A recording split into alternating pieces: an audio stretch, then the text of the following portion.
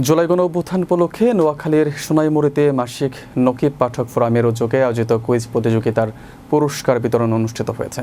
শনিবার দুপুরে সোনাইমুড়ী উপজেলার আবিরপাড়া স্কুল সভাকক্ষে আবিরপাড়া মাসিক নকিব পাঠক ফোরাম শাখার আয়োজনে এই পুরস্কার বিতরণী অনুষ্ঠানের আয়োজন করা হয়। এতে বিভিন্ন শ্রেণীর শিক্ষার্থীরা কুইজ প্রতিযোগিতায় অংশগ্রহণ করে। পরে অংশগ্রহণকারী শিক্ষার্থীদের মধ্য থেকে লটারির মাধ্যমে নির্বাচিত 20 জন বিজয়ীর মাঝে পুরস্কার বিতরণ করা হয়।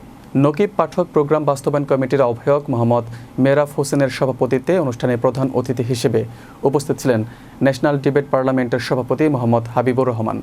বিশেষ অতিথি হিসেবে উপস্থিত ছিলেন নকিব পাঠক ফোরামের সদস্য SM মাহমুদ, সদস্য মাওলানা আব্দুল হামিদ, সদস্য মাওলানা মুর্শেদ আলম, সদস্য SM আব্দুল আজিজ, সদস্য নূর মোহাম্মদ বিপ্লব সহ ফোরামের অন্যান্য সদস্য সহ আরও অনেকেই।